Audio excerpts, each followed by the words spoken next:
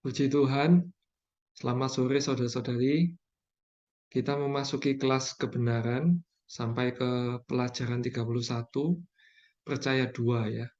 Ini adalah kelanjutan dari minggu lalu, juga tentang percaya. Hari ini kita melihat tentang makna percaya, kemudian tindakan percaya. Iman adalah satu pemberian yang dikaruniakan Allah.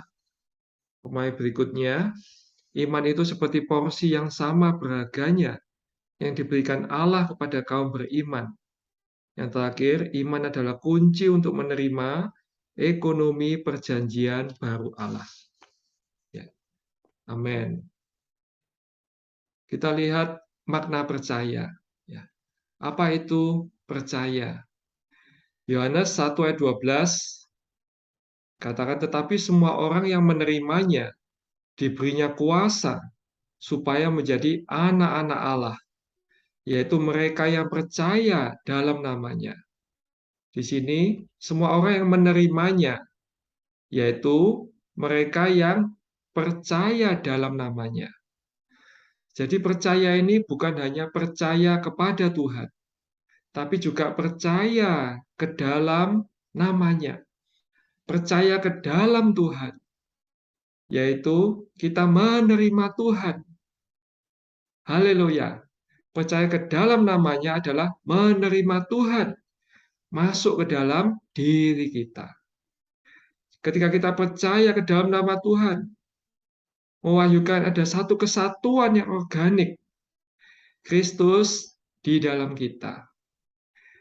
Puji Tuhan, ya. Ini adalah makna percaya. Kemudian, bagaimana bisa percaya? Melalui mendengar firman kebenaran Injil.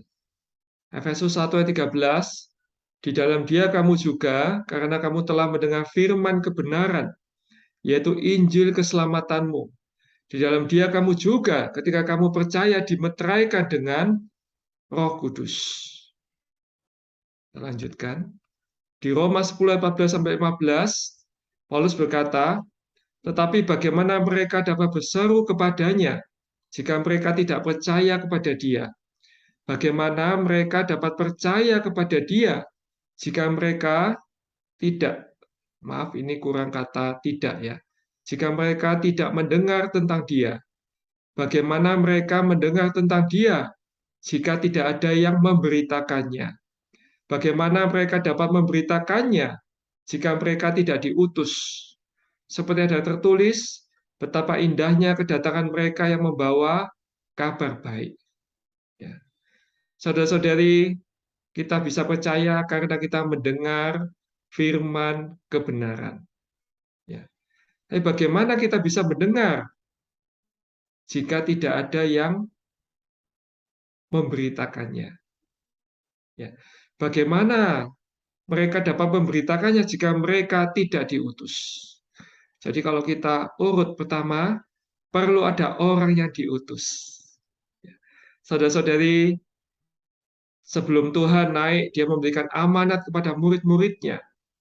Matius pasal 28 ayat 19 dikatakan, karena itu pergilah, jadikanlah semua bangsa muridku, dan baptislah mereka di dalam nama Bapa, Putra, dan Roh Kudus. Amin. Allah memberikan amanat kepada murid-murid untuk pergi. Saudara-saudari, ayat ini juga mewahyukan kita perlu pergi. Amin. Ya Tuhan, ini aku Tuhan. Utuslah aku. Kita perlu pergi memberitakan supaya teman-teman kita, sanak famili kita, rekan sekerja kita boleh mendengar tentang Dia. Kemudian boleh percaya kepada Dia. Percaya ke dalam Dia. Menerima Tuhan. Dan berseru kepada Tuhan Yesus. Haleluya. Ini adalah bagaimana kita bisa percaya melalui mendengar firman kebenaran Injil. Roma pasal 10 ayat 17 juga dengan tegas. Iman timbul dari pendengaran akan firman. Itu firman Kristus. Kalau ada firman yang dibicarakan, kalau ada firman yang diberitakan. Seperti sore hari ini, saya sharing, saya memberitakan firman, kebenaran. Dan di dalam kita timbul percaya. Dan kita berseru kepadanya. Haleluya. Sungguh, saya juga mengapresiasi sidang demi sidang, penggenapan demi penggenapan, ada firman kebenaran. Semakin kita mendengar, di dalam kita semakin timbul percaya ini. Ada iman. Ya. Dan kita berseru kepadanya. Haleluya. Kemudian kita masuk ke tindakan percaya. A. Percaya dengan hati. Roma 10:9b, percaya dalam hatimu bahwa Allah telah membangkitkan dia dari antara orang mati, maka kamu akan diselamatkan. Roma 10:10, karena dengan hati orang percaya dan dibenarkan, dan dengan mulut orang mengaku dan diselamatkan. Saudara-saudari, pertama perlu dengan hati yang percaya. Kita perlu doa kepada Tuhan. Tuhan, beri aku hati yang percaya kepada firman-Mu. Tuhan, hati yang percaya kepada Tuhan. Sedikit pun tidak ragu kepada kedaulatan Allah. Amen. Dikatakan percaya Allah telah membangkitkan dia. Ya. Tidak dikatakan mengenai Kristus yang mati, tetapi percaya Allah yang membangkitkan dia dari antara orang mati. Kenapa? Karena jika hanya Kristus mati, Kristus tidak ada sangkut pautnya dengan kita. Saudara-saudari, tetapi melalui Allah membangkitkan Kristus dari antara orang mati. Melalui Kristus yang bangkit, Kristus yang naik, turun menjadi roh pemberi hayat. Kristus boleh dihembuskan ke dalam diri kita yang percaya ke dalamnya. Sehingga melalui percaya atas kebangkitan ini, Kristus masuk ke dalam diri kita. Kristus menjadi subjektif bagi diri kita. Bukan lagi yang objektif, tapi melalui kebangkitannya, kenaikannya menjadi roh pemberi hayat. Kristus menjadi subjektif bagi diri kita. Haleluya. Saudara-saudari, sekali lagi melalui percaya ke dalam ini adalah Kristus menjadi satu dengan diri kita. Kita ada kesatuan yang organik dengan apa adanya Allah Tritunggal. Ya. Amin. Kemudian tindakan percaya kita bukan hanya di dalam hati, tapi harus dengan mulut mengaku. Ya. Dengan hati ini adalah terhadap Allah. Tetapi dengan mulut ini adalah satu kesaksian di hadapan manusia. Roma 10:13 dikatakan, sebab barang siapa yang berseru pada nama Tuhan akan diselamatkan. Kita perlu ada satu pengakuan dengan mulut melalui berseru kepada nama Tuhan. Berseru, Yesus itu Tuhan. Oh, Tuhan Yesus. Amen. Ini adalah pengakuan kita dengan mulut kita. Kita jangan malu, kita jangan ragu untuk bersaksi, mengaku dengan mulut kepada teman-teman kita. Supaya mereka juga boleh percaya, mereka boleh diselamatkan. Roma 9 ayat 23 justru untuk menyatakan kekayaan kemuliaannya atas benda-benda bejana-bejana belas kasihannya yang telah dipersiapkannya untuk kemuliaan. Saudara-saudari, Allah ciptakan kita ini seperti satu bejana-bejana, ya. Bahasa aslinya adalah bejana-bejana. Seperti satu wadah. Satu wadah ini pasti memiliki satu lubang, ya, yang untuk diisi oleh sesuatu. Saudara-saudara, kita ini adalah bejana belas kasihannya. Kita ini adalah wadahnya. Kita ini adalah kontainernya. Satu kontainer untuk menampung apa? Untuk diisi oleh Allah sendiri. Haleluya. Amen. Kita adalah bejana-bejana belas kasihannya. Wadah-wadah untuk diisi oleh Allah. Dengan wadah, dengan mulut. Ya, dengan lubang yaitu mulut kita. Untuk apa? Untuk berseru pada nama Tuhan. Supaya kita boleh diisi oleh diri Tuhan. Amen. Karena itu di Mazmur 81:11 dikatakan, Akulah Tuhan Allahmu yang menuntun engkau keluar dari tanah Mesir. Bukalah mulutmu lebar-lebar, maka aku akan membuatnya penuh. Amen. Allah kita yang menuntun keluar dari tanah Mesir. Mesir melambangkan dunia. Allah sudah menyelamatkan kita dari dunia, keluar dari kerajaan kegelapan, masuk dalam kerajaan anaknya yang kekasih. Bukalah mulutmu lebar-lebar, maka aku akan membuatnya penuh. Ya, kita perlu membuka mulut kita lebar-lebar. Amen. Sehingga Tuhan boleh memenuhi kita. Tuhan boleh menjenuhi kita. Amin. Roma 10 ayat 12b. Karena Allah yang satu itu adalah Tuhan dari semua orang, kaya bagi semua orang yang berseru kepadanya. Tadi di Roma 10 ayat 13 dikatakan, melalui berseru kita diselamatkan. Ya. Diselamatkan ini adalah diselamatkan dari sehari ke sehari.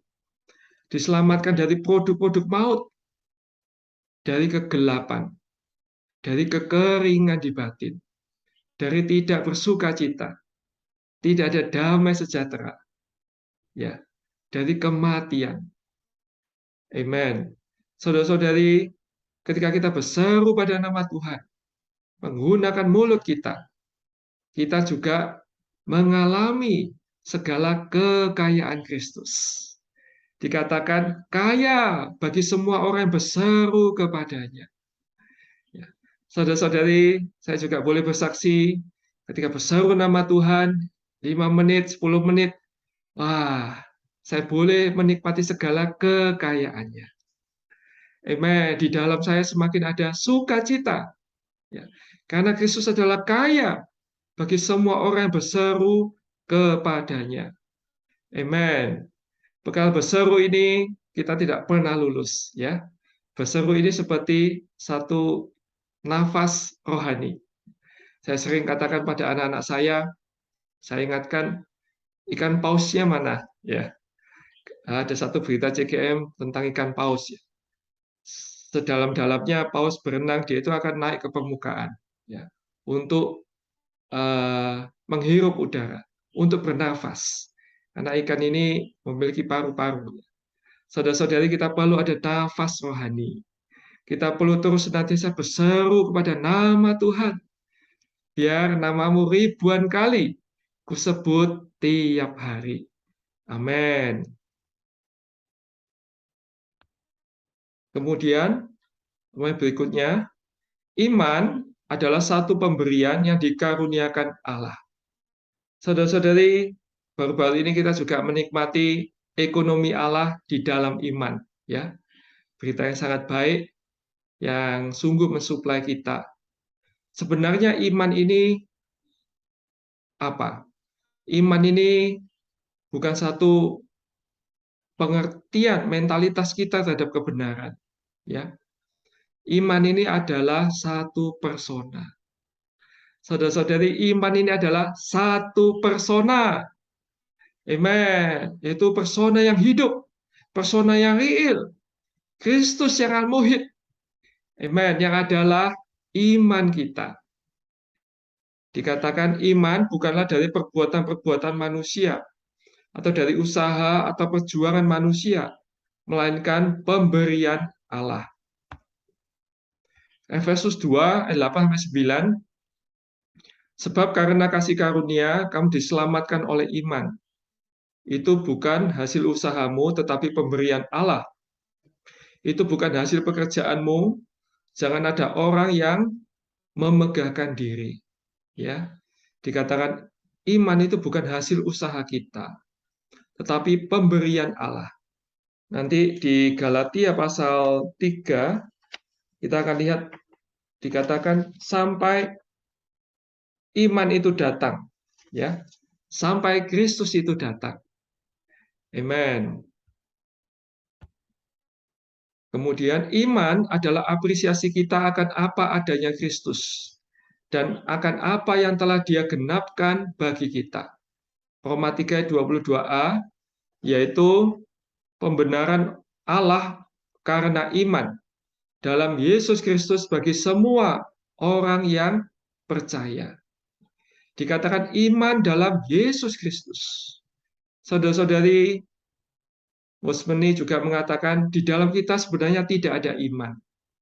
Iman ini di dalam Yesus Kristus. Iman ini adalah persona Yesus itu.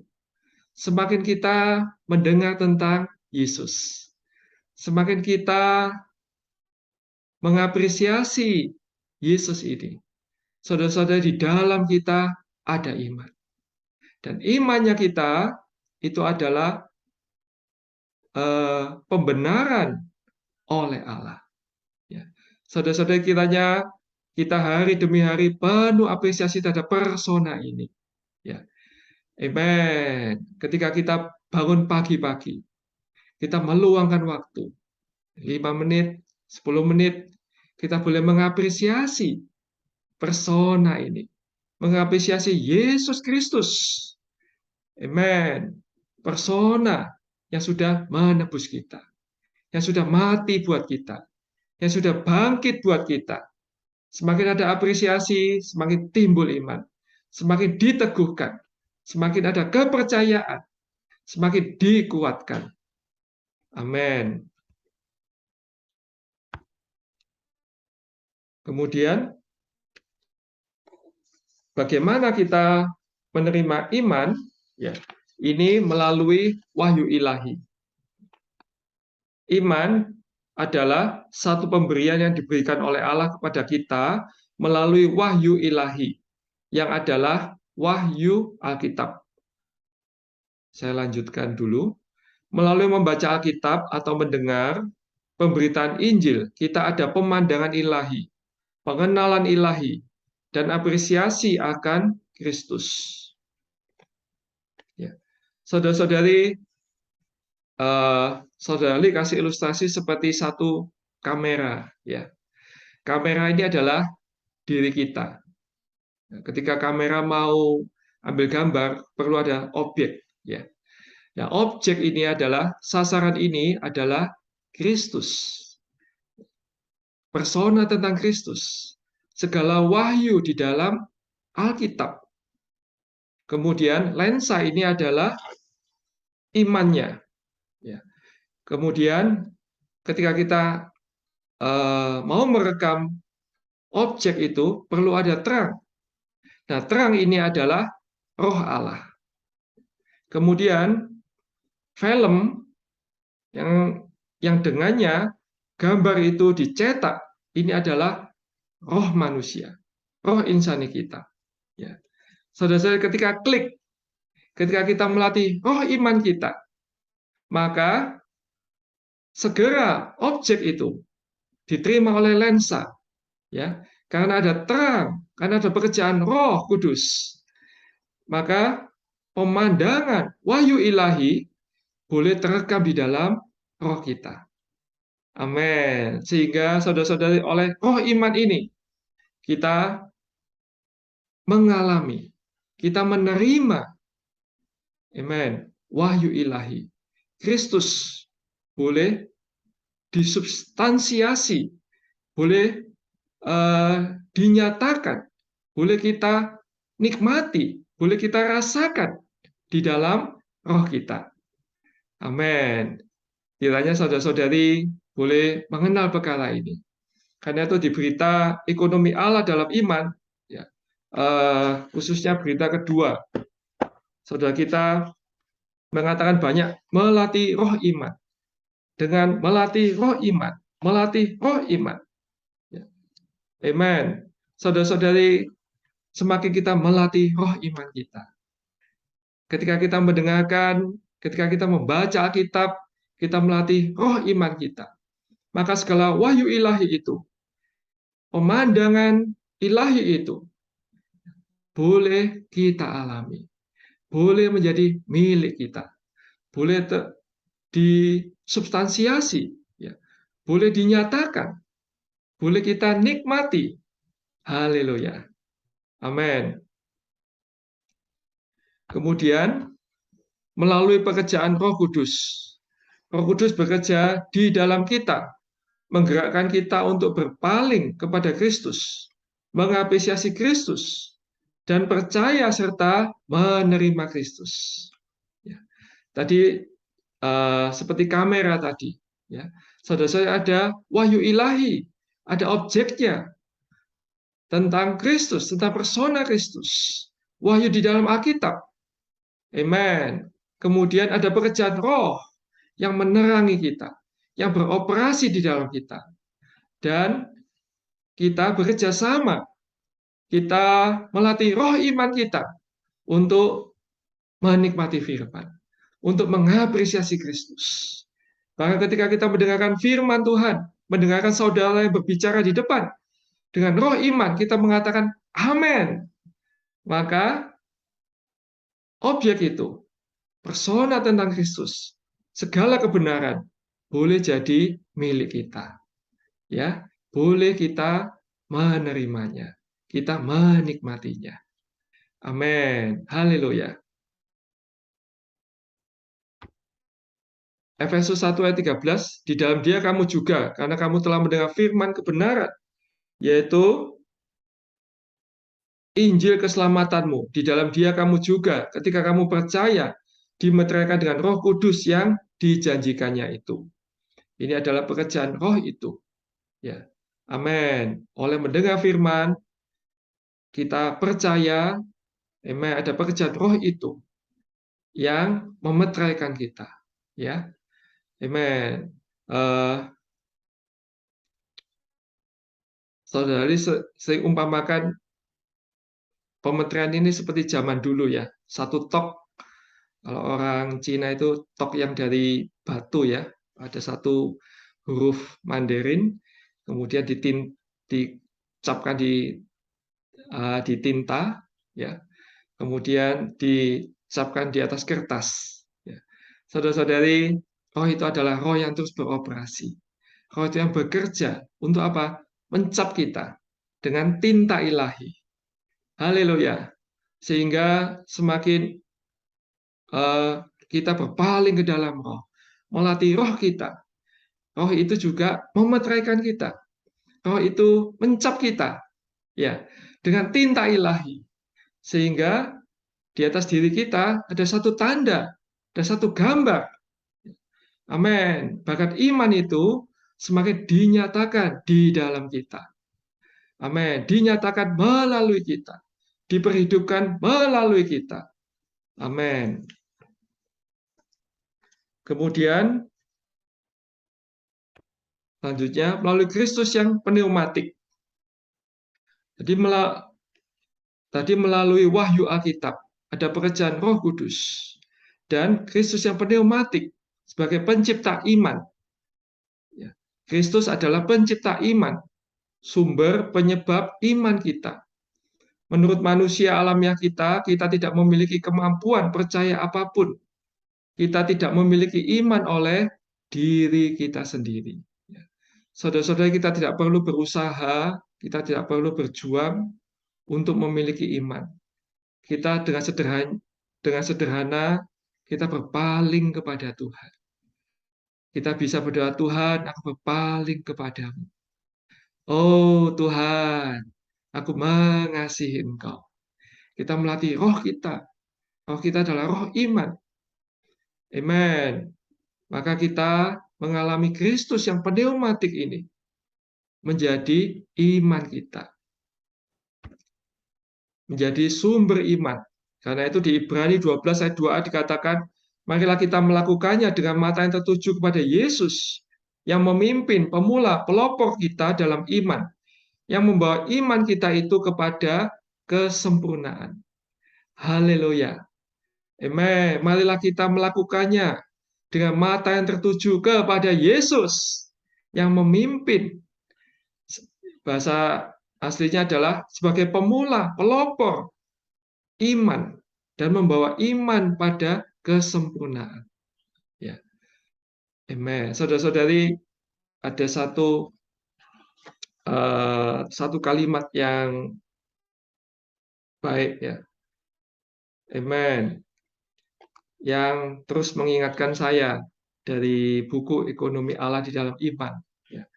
Dikatakan Inggrisnya, without such a charming object, how could we look away from so many distracting things on earth? Ya.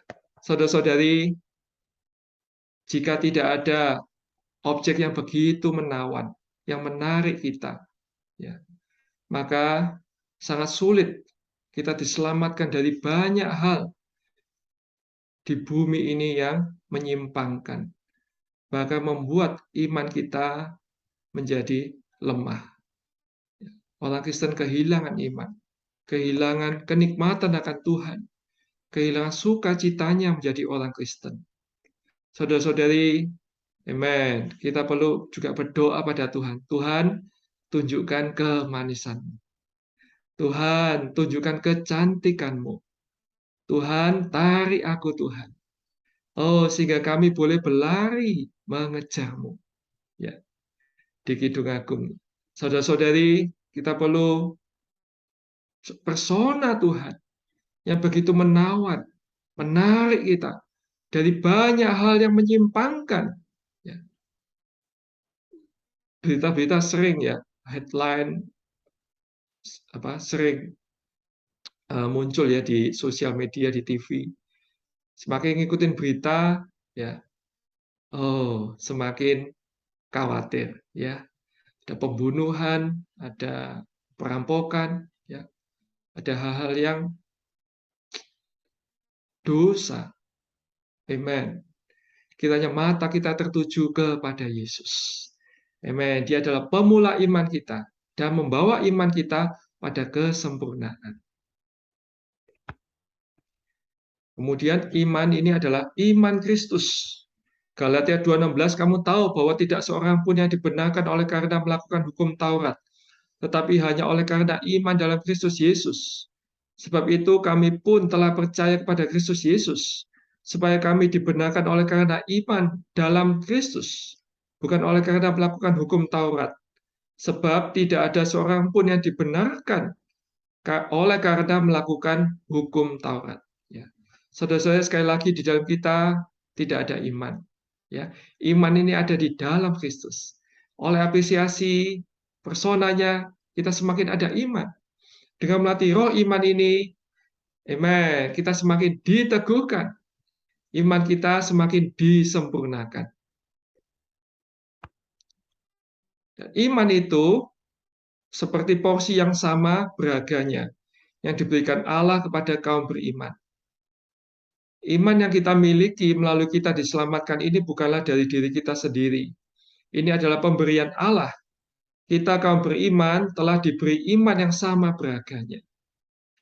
Amen. Saudara-saudari, iman yang kita terima itu sama di dalam kualitasnya. Ya. Tidak peduli dengan latar belakang bagaimana, asal kita sudah percaya Tuhan, sudah dibaptis, sudah diselamatkan, kita menerima iman dengan kualitas yang sama beraganya. Tetapi kuantitas, ukuran iman ini bisa berbeda-beda. 2 Petrus 1 ayat 1 dari Simon Petrus, hamba dan Rasul Yesus Kristus, kepada mereka yang bersama-sama dengan kami memperoleh iman yang sama beraganya, oleh karena keadilan Allah dan juru selamat kita Yesus Kristus. Ya, di 2 Petrus 1 ayat 1 dikatakan kami memperoleh iman yang sama beraganya. Haleluya. Amen. Saudara-saudara, kita memiliki iman dengan kualitas yang sama. Dengan kualitas yang sama dengan Rasul Paulus. Amin tidak? Dengan iman yang sama dengan milik saudara Watchmeni, iman yang sama dengan saudara Lee. Tetapi ukuran iman ini berbeda-beda. Ya. Saudara ini menjaga imannya sampai dia mati di dalam penjara. Oh Tuhan, ya.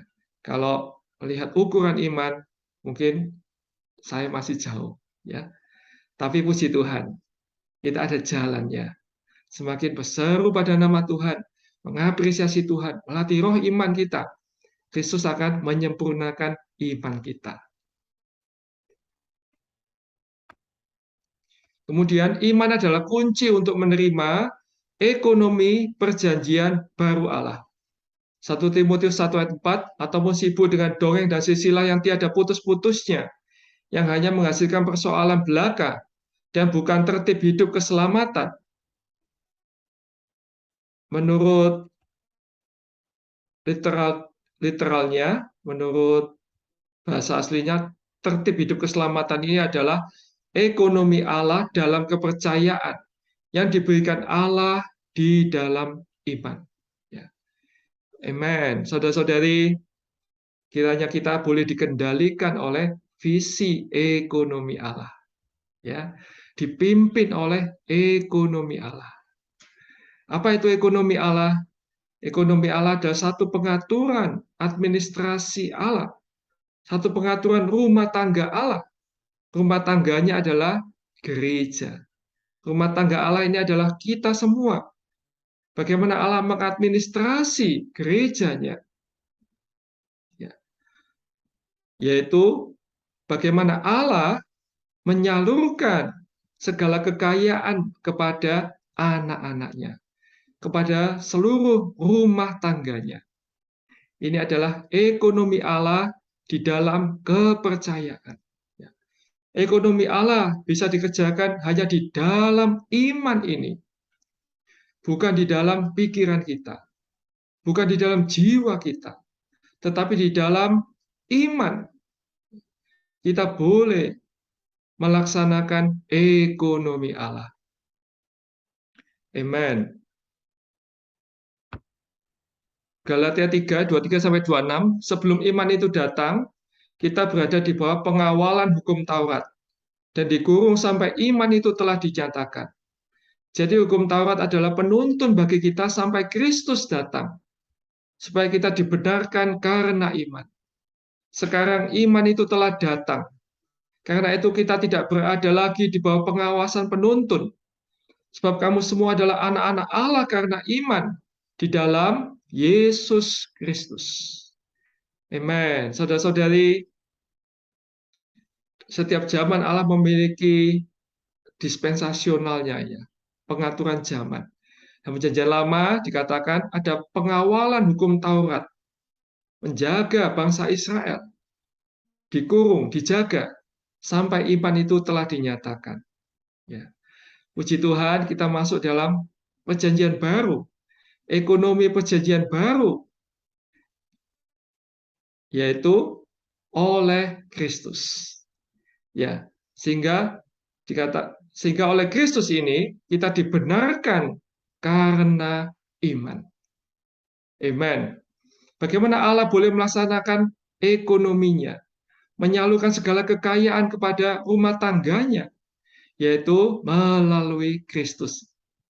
Melalui Allah berinkarnasi menjadi manusia. Melalui Kristus ini mati, bangkit, naik menjadi roh, pemberi hayat, dan diinfuskan, disalurkan ke dalam anak-anak Allah. Amen. Puji Tuhan, saudara-saudari, kita tidak lagi di dalam hukum Taurat. Kita masuk dalam ekonomi perjanjian baru, ya, oleh kasih karunia, oleh Kristus yang disalurkan kepada kita. Sehingga oleh iman ini, kita juga dibenarkan di hadapan Allah. Amin. Melalui iman ini, kaum beriman bisa berbagian dalam sifat ilahi, menikmati segala apa adanya Allah. Selain itu, mereka bisa menikmati kekayaan-kekayaan sifat ilahi di dalam perkembangannya, sampai tingkatan yang paling penuh. Saudara-saudara, dalam alam iman ini, oleh melalui roh iman kita boleh berbahagia dengan sifat ilahi Allah, mengalami penyaluran Allah, mengalami dispensi ilahi. Amen. Kita menikmati apa adanya Allah. Ya. Kita menikmati segala kekayaan Allah. Di 2 Korintus 3:18, bahkan kita dengan muka yang tidak berselubung, seperti cermin yang memandang dan memantulkan kemuliaan Tuhan. Mana kemuliaan itu yang datangnya dari roh. Kita diubah dari kemuliaan ke kemuliaan. Sampai tingkat yang paling penuh. Haleluya. Saudara-saudari, inilah ekonomi Allah. Allah menyalurkan dirinya sebagai hayat itu beroperasi di dalam kita. Oleh kerjasama kita dengan roh iman kita menarik segala kekayaan Allah Tritunggal yang disusun ke dalam kita, digarapkan ke dalam kita, sehingga hayat itu menyelamatkan kita secara organik. Ya. Kemudian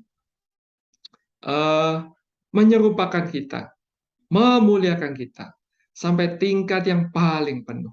Haleluya. Puji Tuhan. Saudara-saudari, saya stop sampai di sini. Saya kembalikan ke host ya. Amin.